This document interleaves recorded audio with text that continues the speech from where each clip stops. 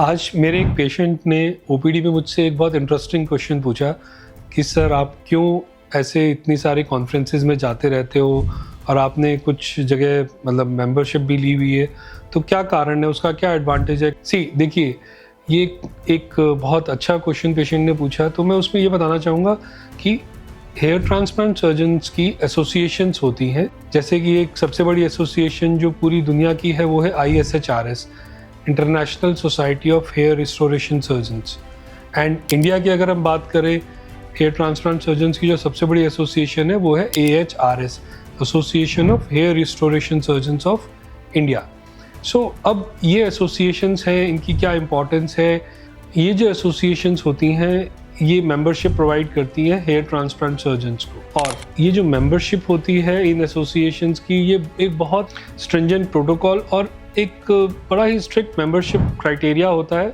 उसके बाद ही ये क्वालिफाइड डॉक्टर्स को, क्वालिफाइड क्लिनिशियंस को मेंबरशिप प्रोवाइड करती हैं। रैंडमली किसी भी अनक्वालिफाइड क्लिनिशियन को ये मेंबरशिप प्रोवाइड नहीं करती हैं। तो आपके अगर डॉक्टर, आपके जो हेयर ट्रांसप्लांट सर्जन हैं वो ISHRS या AHRS के मेंबर हैं, तो एक तरह से आपके लिए एक बहुत बड़ा एश्योरेंस है कि हाँ, आपका जो डॉक्टर है वो क्वालिफाइड है हेयर ट्रांसप्लांट सर्जरी के लिए। देन ये एसोसिएशंस कुछ प्रोटोकॉल्स बनाती हैं स्पेसिफिक, जो कि बिफोर सर्जरी, ड्यूरिंग सर्जरी और आफ्टर सर्जरी अगर फॉलो करते हैं क्लिनिशियंस, तो डेफिनेटली पेशेंट सेफ्टी बहुत अच्छे से रहती है और रिजल्ट्स भी बहुत अच्छे आते हैं।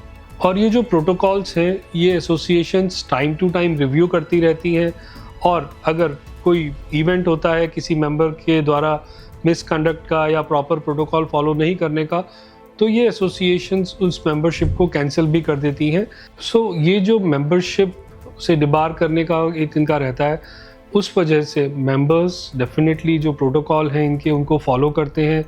फॉलो करने से अगेन वही एडवांटेज है कि बेस्ट रिजल्ट्स और पेशेंट सेफ्टी प्रॉपर रहती है। एक और एडवांटेज रहता है मेंबरशिप का कि ये associations time to time conferences कराती रहती हैं, एकेडमिक एक्टिविटीज़ कराती रहती है, जहाँ पे कि मेंबर्स को चांस मिलता है ग्लोबल लीडर्स जो हैं हेयर ट्रांसप्लांट के, उनसे इंटरेक्ट करने का, क्या लेटेस्ट चल रहा है हेयर ट्रांसप्लांट सर्जरी में वो सीखने का, सिखाने का।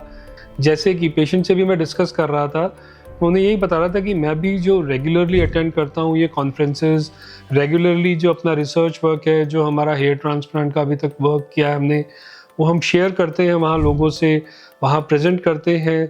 और नए हेयर ट्रांसप्लांट सर्जन्स हैं, उन्हें जब हम ट्रेन करते हैं हेयर ट्रांसप्लांट के लिए, तो एक तरह से नॉलेज जो है वो स्प्रेड होती है।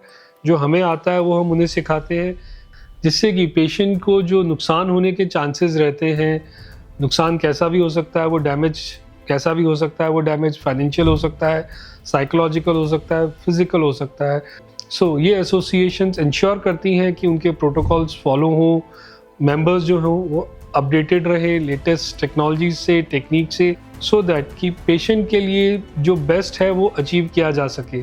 सो इन्हीं रीजंस की वजह से ISHRS, AHRS का मेंबर होना ज़रूरी है। और इनफैक्ट मैं अपने पेशेंट्स को भी यही सजेस्ट करता हूँ कि जब आप क्रेडेंशियल्स चेक करें अपने डॉक्टर के, अपने हेयर ट्रांसप्लांट सर्जन के, तो आप ये भी ज़रूर चेक करें कि वो किन किन एसोसिएशंस के मेंबर हैं और कितना वो रेगुलरली वहाँ पे अपना रिसर्च वर्क प्रेजेंट करते हैं, और क्या वो नया लेटेस्ट वहाँ से लेके आते हैं जिससे कि वो आपको बेस्ट रिजल्ट्स दे सकें।